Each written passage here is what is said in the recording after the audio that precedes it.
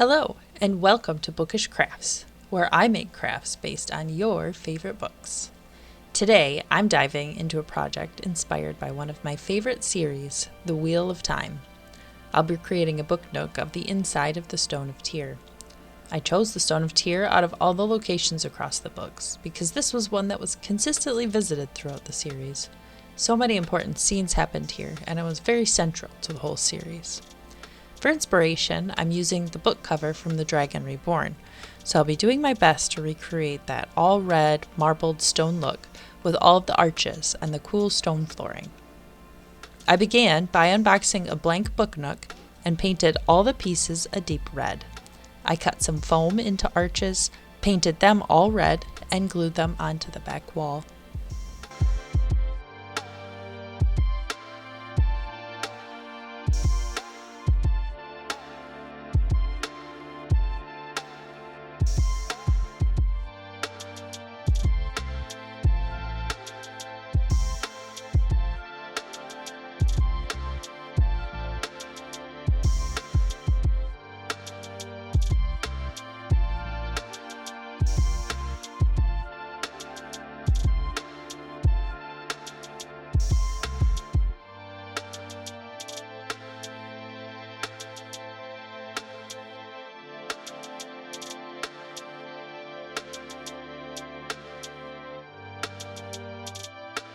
After gluing them, I decided I didn't like that and used some foam to create a false wall I could set the arches into to give it some depth.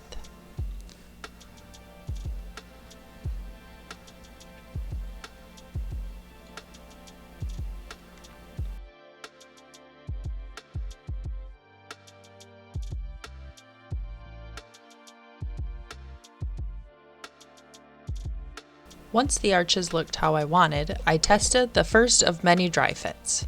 I trimmed the base of the arches because they weren't fitting correctly, and ended up painting the inside darker shades of red to create some depth.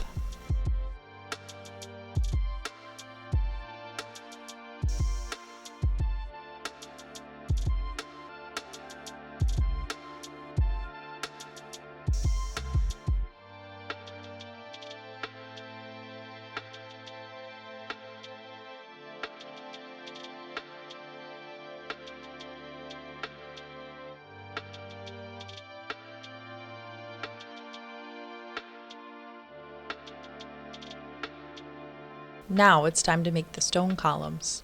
I started by rolling out some air-dried clay I had laying around from other projects, and rolled them onto some wooden dowels. This part was tricky because the clay wanted to stick to everything but the wood. But with a little messing around, I finally got it nice and smooth.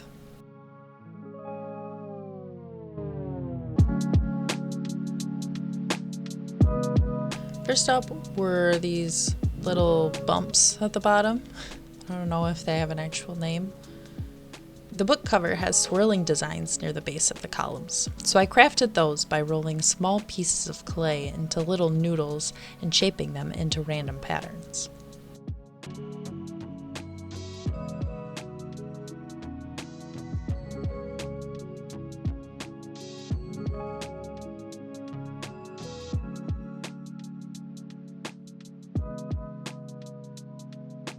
I painted them with several layers of red paint with some black lines to create a marbled effect.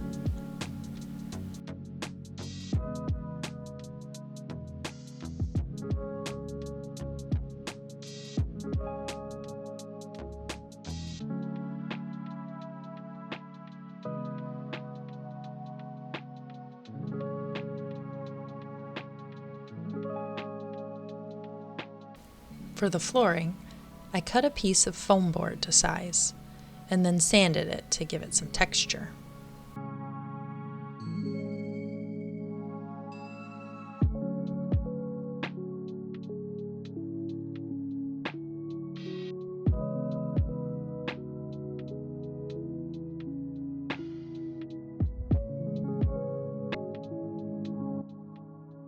I marked where the back wall would go, and then used a bunch of random things laying around to create a template for the stone design from the cover art.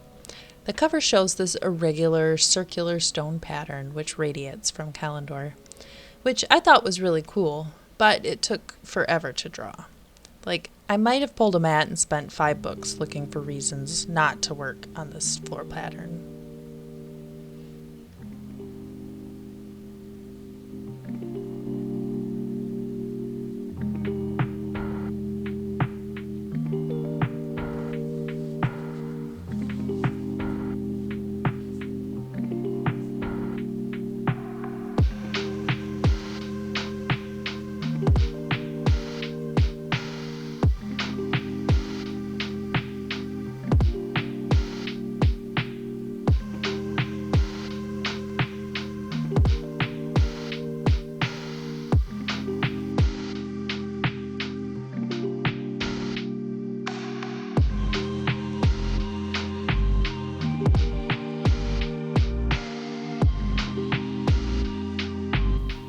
There you go.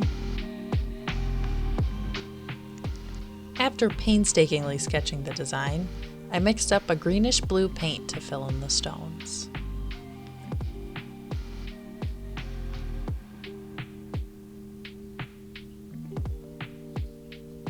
I started with some watered-down paint and then used more and more opaque versions until I got the look that I was going for.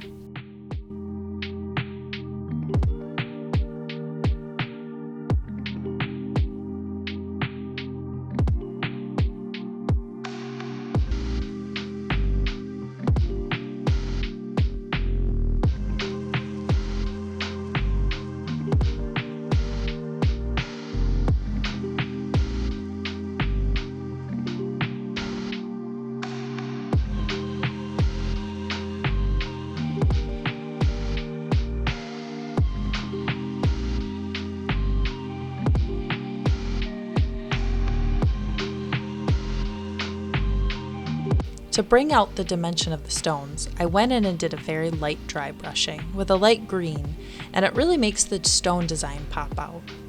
I made sure to add some extra dry brushing to the center where the sword will be shining on it.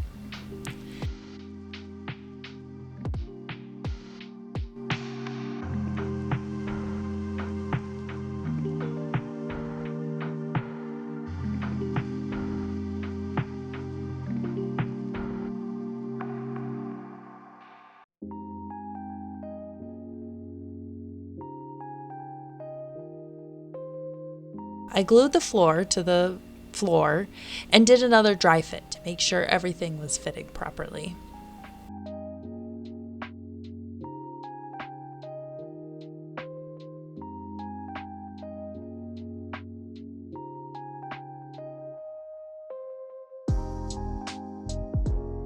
After looking at it, I decided I wanted to add a couple additional arches to the back wall because it was looking a little empty.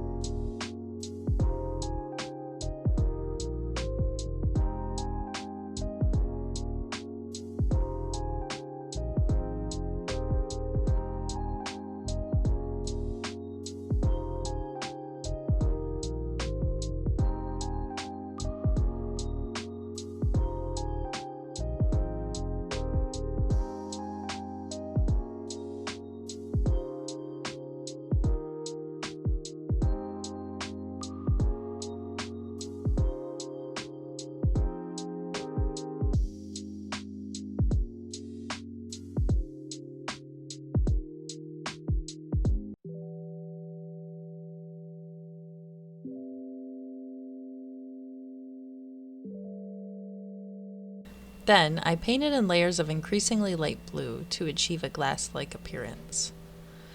I did struggle getting the shiny texture on top since everything I tried ended up looking dull after it dried. I ended up using clear glue and just put on a lot of layers until it reflected the light well enough.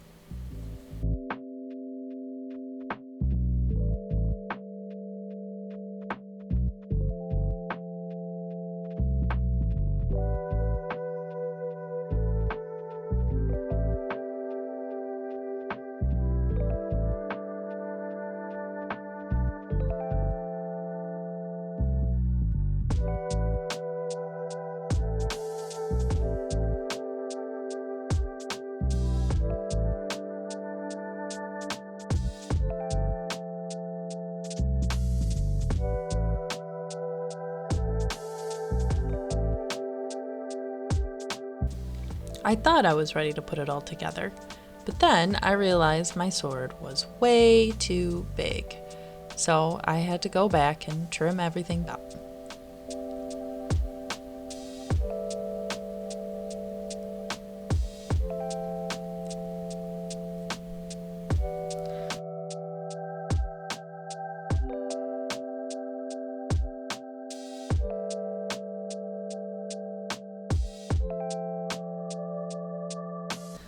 The last thing to do before the inside was finished was trim up some toothpicks and paint them red to use as trim pieces between the floor and the walls.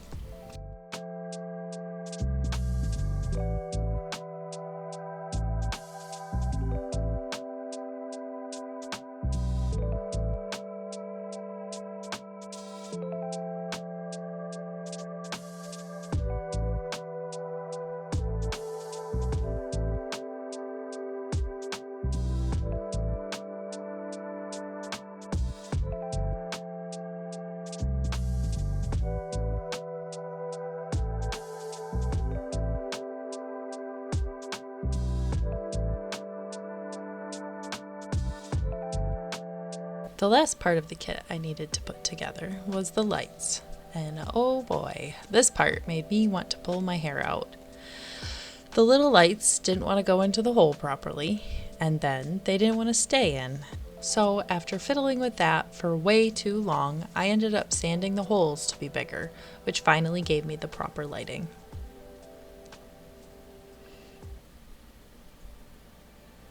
Don't worry, no one's ever going to see that again.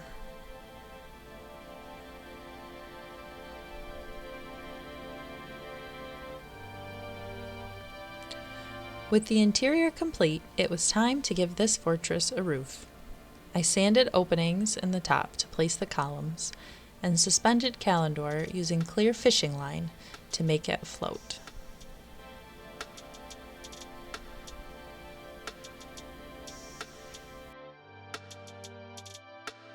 I crafted some large arches to span between the columns on the sides, painting the same red-black marbled texture we've been using.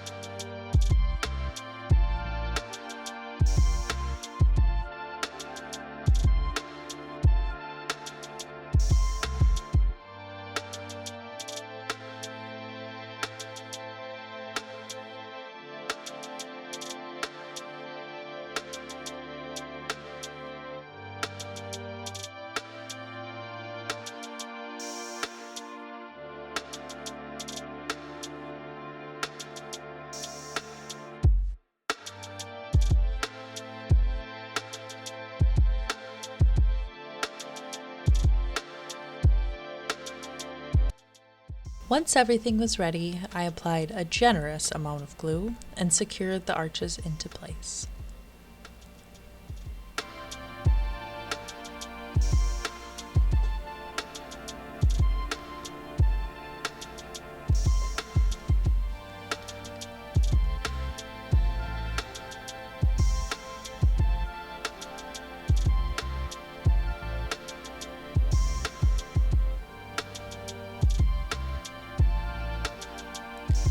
I didn't want to paint the outside red because it was turning into too much red, so I mixed up some watery brown to give the outside a stained wood effect. And yes, I am using the bottom half of a water bottle as a paint container.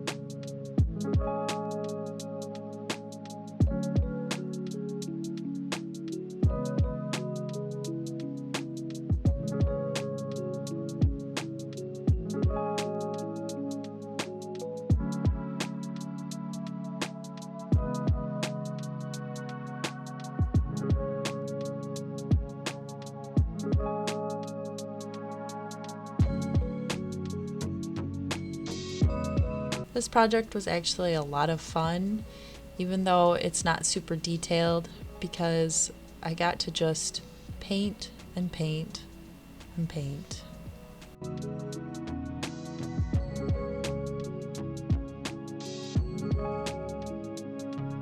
And with that, it's time to place it on the bookshelf.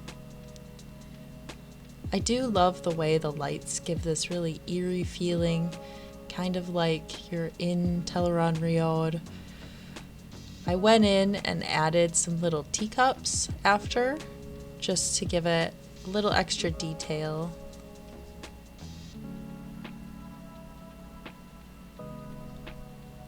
And with that, we're done. Thank you all and see you next time.